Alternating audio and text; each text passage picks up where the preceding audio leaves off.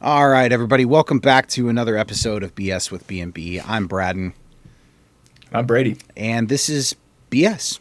So, on today's episode, as you can tell, we are wearing our tinfoil hats. So, we're going to dive into some things that probably make some people uncomfortable, but we're definitely going to try and make you laugh with some of these things because there's a lot of ridiculousness out there when it comes to conspiracy theories, but man, there are some things that really hold some weight too. Now, when we start this episode, I'm just going to say we're not going to get into like the Obama birth certificate or the Epstein stuff. That's way too heavy, right? We're going to focus on the stuff that really just makes you understand. Yeah, you just really makes you understand, right? Like how ridiculous the things are that we're looking into for this podcast, for your entertainment. And really that's where we're going to go with this. So we're going to kick it off with the electronics, kind of subsector of this. And we're going to talk about the dead internet theory. So, Brady, you and I were talking, about this just a little bit before the episode, and we were talking about how like the dead internet theory is really a theory that states that the amount of information that's being uploaded into the system at this point, right, onto the internet is so overwhelmingly run with bots and with junk, right, that the internet is now officially dead. Like there's no new proper information from human experience being added on. It's already in there, right? Which is an interesting theory when you think about it. And what are your thoughts on that? Does that mean that nothing original could be uploaded from this point on? That in some form, that's my understanding. The entirety of human creativity and consciousness has already been uploaded? That's my understanding up to this point, but obviously there's new scientific discovery, so I don't really know how that would play out, if I'm being honest. Like from my perspective, it seems like there has to be new information that's kind of floating out there. But I think by and large, I mean, I think there was a point when we were probably in middle school where the amount of information being uploaded per day, or videos being uploaded per day onto YouTube, exceeded what was already on YouTube. And I don't know if that's still a statistic that's real, but that took place for quite some time. I think that's still true. I got to look into this now. I'm curious. Got to be a reason for all the data centers exploding now, right? Yeah. Well, that's largely AI too, right? Because we're talking about how much consciousness is already on the internet. I think that's a piece of it for sure, is that we can reference that. Right, but how many billions of hours of video is on YouTube alone? Yeah, it's unbelievable. And how much counting TikTok or Instagram or Facebook? And how much of it is getting uploaded, every minute of every day? We should have looked into this before that. We'll probably have to reference this in another episode. Well, I could probably Google a stat real quick. Let's see. Right. So one of the other ones, so yay or nay, right? That's one of the things we're going to do on this episode is yay or nay. Yes, I believe it's a conspiracy theory. Nay, no, I do not believe it's a conspiracy theory. Or, I'm unsure, right? And I think that's okay to say. Quick fact on your dead internet conspiracy. It says here approximately 2.6 million videos are uploaded to YouTube every day, which works out to 360 hours of videos added per minute. That's insane. So human consumption is well beyond at this point. Yep. I don't know. I'm not sure the internet's dead. Okay. I don't know. That's true. I might say nay on that theory. 360 hours of content. The question is it as useless as what we're putting on the internet, or is it quality content? Oh, it's probably as useless as we are. Well, there you go. So might be a dead internet after all. Unsure. I'm going to go with unsure on this one. I think there's supporting arguments in both sides. I think we haven't defined the lines here well enough to be able to determine. Your thoughts? Right. Same. I mean that's the fun part of conspiracies, right? Is even if they're well-defined arguments, you could still say, nah, that's not true. Yeah. I don't buy it. Yeah. And you can do that with facts depending on who you are too, right? Yep. So, all right, so let's talk about the RFID chips one, right? That's like the next one on the electronics list. RFID chips, there's a theory that, all new humans being born are having a chip embedded in them, or that the COVID vaccine, which we're not going to touch this one for very long, but the COVID vaccine was an RFID chip implantation, right? And my argument for this is that there's absolutely no reason for this whatsoever. We all carry a cell phone. I say no. Correct. This is a conspiracy? Yep. Yeah, I would say no too, because I've read about some employers that had employees that had a chip implanted in their forearms so they could access facilities. Yeah. Right. So I think I think that's a no. I think that's actually happening. Yeah. And yes, the phones are a great point. Yeah. All right. Speaking of smartphones, so smartphones listening to your conversation and leading you down a pathway for advertisements and other things. Conspiracy theory 2000. or reality? Oh, 2000% reality. Yeah, I totally agree. There's your TV listens to you too. There was something I watched, some TV show or docuseries or something a couple of years ago that was talking about how, like, no, you're imagining it. Your smartphone's not listening to you. The algorithm has just gotten so good that it's able to predict your next move or your next search based on your behaviors, your location, all these other things. I still call nonsense on that. No matter how much data point you collect on that, I just don't believe that two people are going to react in the exact same way to the point that you can. And maybe that's because we don't notice it when it's not happening, right? Yeah. Like if we have talked about something and it shows up and we're looking for it, right? I was looking at like Nissan Silvias the other day, right? And all of a sudden I started getting ads for like bumpers and all kinds of other stuff.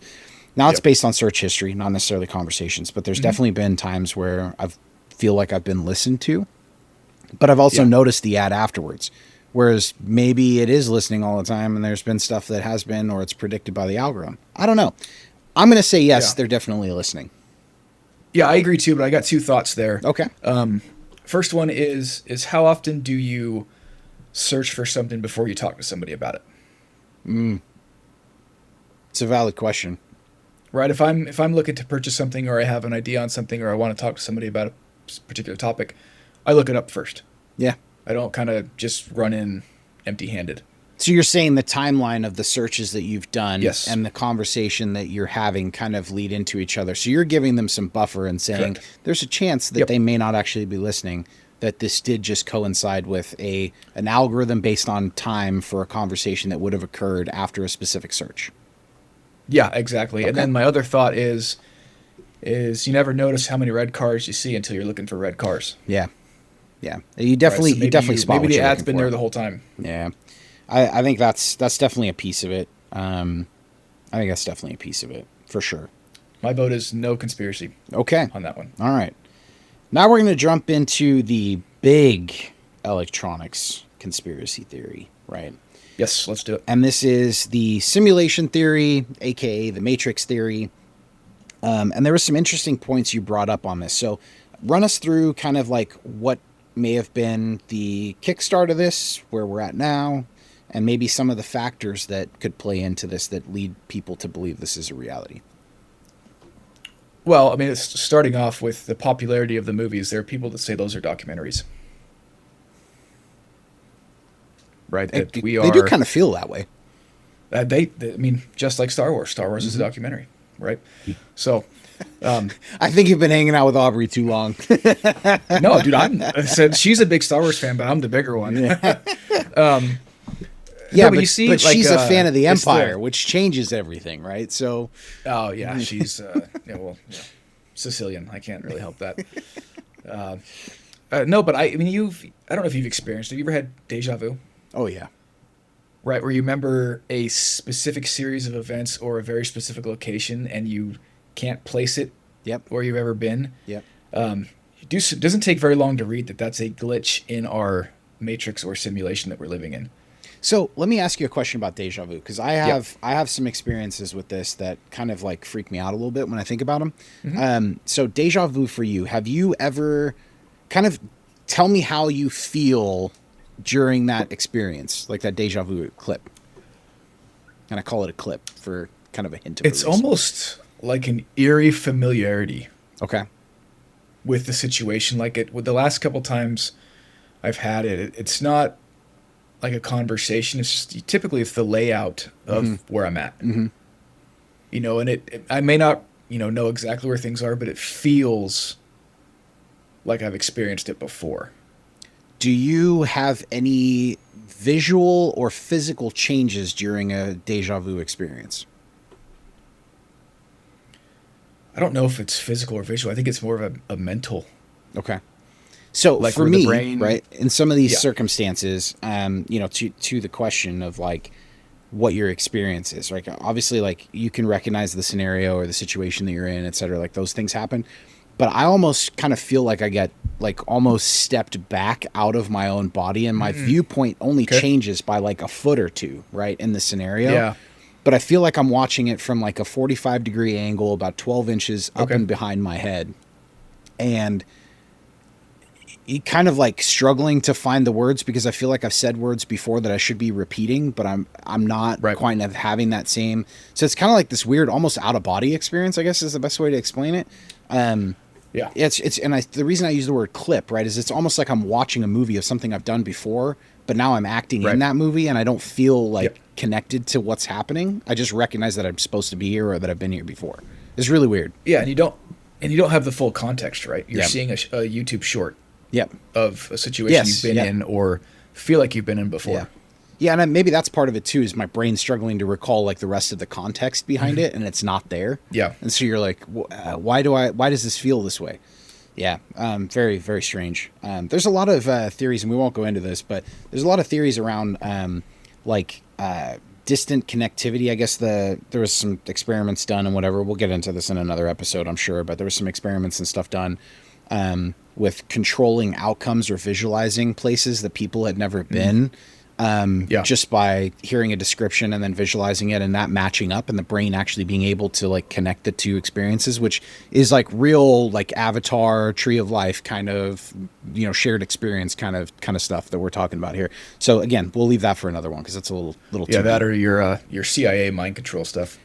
I mean, it's one of the two, right? It's it's either an all-knowing nature source or it's the government. So how do we feel like we got to this place where we're in a simulation? Because you talked a little bit about what it might have kicked off the events prior to the conversation. So what was it? Was it the early 2000s, I should have an exact date, but I don't. When the Large Hadron Collider in, is it Switzerland, France, and it's like a 26-mile in diameter loop that goes underground through a number of countries and towns, and the theory is that when they fired that up, it either knocked us into an alternate dimension or alternate timeline, or somehow caused a shift. Right, and I've noticed, you see weird things like the old children's book, the Berenstain Bears. Yep. Right, I remember being spelled one way, and apparently that's not the way it was spelled. Yeah, I definitely have that same experience with that same exact scenario, to be honest with you. I remember it being spelled a specific way. That's not the case. Mandela effect, right? So we'll talk about that in another episode, like a little bit more in depth with some great examples of that. So, talking about all these different electronic ones kind of gets you thinking about, okay, well, what are some of the ridiculous, right, conspiracy theories that are out there? And I joked about this one for like years. The first time I heard it, I thought this was like the most absurd thing anybody had ever said. And I was like, man, whoever this is smoking a lot of good stuff, because how do you even come up with this theory? And as I've gotten older and I've become more observant of it, and it's kind of like that red car theory, right? Like you see the red car, or you think of the red car, you see the red car, like that kind of thing. But spy pigeons, right? Like birds being government spies. And I know it's a weird one. It's like, oh, all birds are spies. This is the stupidest thing I've ever heard. But think about it. Mass surveillance would be made incredibly easy. There's pigeons pretty much everywhere in city centers. You don't see them anywhere in rural areas, which is like, okay, well, why would we be surveilling rural areas? There's less conversation about, whatever kind of naughty activities should be happening, right? City centers, bad areas of town all have pigeons, right? The other place, or the other thing that's weird, is I've never seen a baby pigeon. I've also never seen a pigeon nest. So where are these pigeons coming from? A lab, right? That's the obvious answer. They must be. Yeah. And so, they obviously will be using our electrical infrastructure to charge, right? Yeah, I hadn't heard this one before you mentioned it. So you better explain this, because I hadn't heard this before, but it's very interesting. Yeah. Addition to you're limiting it to just pigeons. Yeah. Right. I've heard that all birds are spies. Right. And so if you notice how birds always sit on power lines. Right. The theory goes that they have conductors in their feet that allows the birds to charge the robotic birds to charge their batteries. Yeah. So, I mean, at this point, I can say we should vote on this, and I say yes. This is a real thing. All pigeons. I won't go as far to say all Okay. birds, but I'm going to Okay. say all pigeons are spies, and there's probably other birds out there that are spies too. Yeah, I'm here for it. I'll toss seagulls in there. Pigeons and seagulls, Okay, interesting. right? Okay. Birds, they don't seem to have a purpose other than to terrorize you as they fly overhead. Had a lot of weird occurrences with seagulls in our high school quad. Okay. Yeah, I feel like that's a story for a time that we need to be they shared were for sure. they were dive bombers for sure. Okay. All right. Terrorizing children. I've got a buddy who's terrified of goats from a similar school experience. So I'm sure Oh, there's a good conversation to be had around traumatic yeah, animal absolutely. experiences. And so, kind of I got continuing down some this stories. path of talking about animals, right? Bigfoot, another conspiracy theory that is really interesting. You could add the Loch Ness monster in on this too, the chupacabra. I think there's one in Africa called the tokoloshi, right, which is like a shape shifting kind of thing. And if you don't have your bed on bricks, then it'll get you, right? That's kind of like Oh, the theory behind that one. okay. Very superstitious cultures across Africa and multiple different groupings and different backgrounds there. So, Okay. yeah, but Bigfoot, I love the topic of Bigfoot. I've got a friend who's absolutely obsessed with Bigfoot, thinks it's like the coolest thing, and it does research and all these Yeah. different things on it. But yeah, I don't know. Big fuzzy guy in the woods, only ever seen in specific areas. What's your thinking? I mean, I would. I, so if we think Bigfoot's a conspiracy, does that mean it's real or not real? So if you say it's a conspiracy, right, then it would say like, I mean, I don't know. This is kind of hard to define. Maybe we should have drawn outlines on this. So do you think Bigfoot's real? Yes or no? I lean towards yes. Okay. I lean towards yes. It's and just from hunting since I moved up to Idaho, it's amazing how big creatures can just disappear. Mm-hmm. Right? A bull elk, full grown bull elk, is not a small animal, Mm-hmm. and they wander 4 or 5 feet back into the timber and they're gone. Yeah, they just got unplugged. That's that's the Yeah, Matrix. yeah. There's nothing to. I mean, there's no way we as the human species are the biggest bipedal mammal walking around. I think it's an interesting one, and here's my take on it. I think that there's so many ancient theories about like giants and giants in history, and it's in almost every culture has talked about giants, right? Yeah. And so to some Yep. some folks call it the Nephilim. There's various different names for it all throughout history. Bigfoot probably being one of them, Yeti, all these other things, right? I think it's interesting because like where the Yeti lives is places where people can't normally survive for long enough to like actually encounter a Yeti multiple times Yeah. and kind of befriend them, so to speak. I mean, it's interesting to me is like there's tribes in Brazil and stuff and like parts of the jungle across the oceans that we've never seen or interacted with before. And that's still a thing today, which is Yeah. kind of wild to think about. Right. And so I say, yeah, I think they exist. I to what extent and whether it's a guy in a suit kind of just terrorizing and he's passed this along to generations of grandkids and they just keep doing it as a family, kind of a family trait. I don't know, but there's definitely something to it. You don't have cultural references to a specific, size of individual. And, then you look at like, God, what's that guy's name? The Dutch giant on Instagram, right? Olivier something or other. Oh. The dude is a monster. I mean, he's like 7'6" Yeah. or something and like 400 pounds. He's just a huge Yeah. human being. So clearly there's something in our genetics that can be released to allow for that kind of growth, right? It does exist and it's in there somewhere.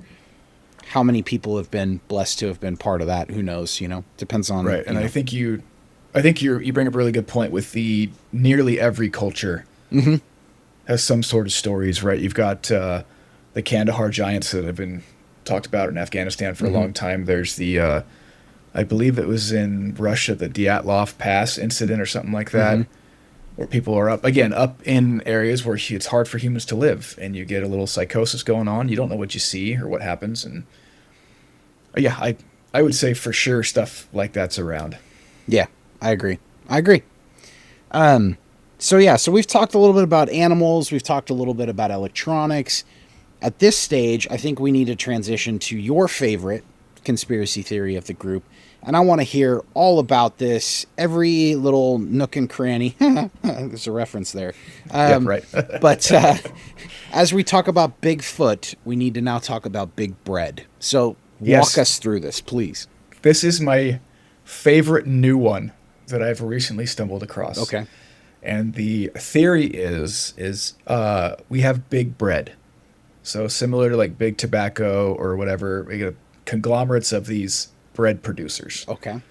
right? That have paid off the toaster manufacturers of the world to incorrectly label the toast settings on their equipment. The idea is that you will say, I'm a light toast guy, Okay. right? A light crisp on my bread. And so, according to this theory, I set my toaster setting for like light to medium, and the toaster is actually set for that to be, burnt to a crisp. Right? And the goal is that your toast will be so unedible that you are now forced to buy more bread, therefore increasing bread sales for everyone who uses a toaster. I mean, this explains why bread is no longer $1.47 a loaf. It's like $3 or $4 big bread, bucks. man. Yeah, I mean, it's the waste and the consumption and supply and demand has been driven up, and now all of a sudden the pricing goes up Yep. along with it. Yep. It's an interesting one, man. I think there's a lot of like food conspiracies that are probably have some reality to them. I think this is one I'm not sure. I'm not sold yet. See, I think there's I- some time frame here between seeing some more evidence on this one. Yeah. I watch my toast because I don't like overburnt toast. Mm-hmm. And Big Bread, I am the customer that Big Bread is trying to fight against, because I make sure my toast is cooked right. I don't trust the machines to do it for me. Do you think there's like a reason why toast needs to be toasted to a certain degree?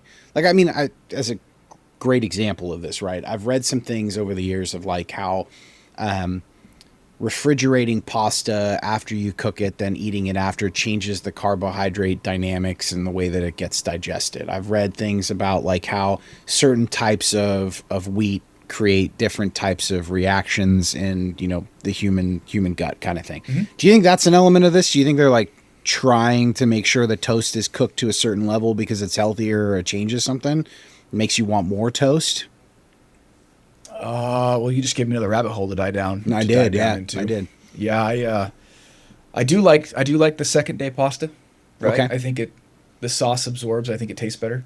See, we're back to food. Second Now day. we're happy. We're talking. Yeah. Conversations flow. But but for bread, I think it's just greed, man.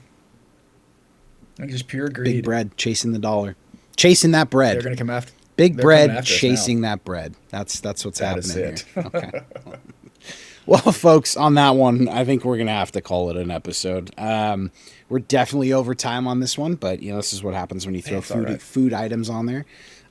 So pop in the comments. Let us know what your favorite conspiracy theories are. Please don't get weird about this kind of thing, right? Like, we don't need to get into heavy political stuff. This is supposed to be lighthearted, ridiculous kind of things that you may or may not believe. I will kind of give you a sneak peek into a future episode here as well. We are going to talk about the moon landing. We're going to talk about whether the moon is real. We'll talk about the Titanic. There's like a ton of different ones about that. And then There's a lot on that. one that I've heard mentioned a couple of times now that I've never really kind of heard much about, but I guess there's a whole thing behind it. So Brady's going to walk us through that in one of the future episodes as well, which is about the Denver airport. Apparently there's a whole thing behind that I'm not aware of, right? And then, of course, we will roll that into the Mandela effect, which we can talk about the Berenstain Bears. Well, real quick before we sign off. Yeah.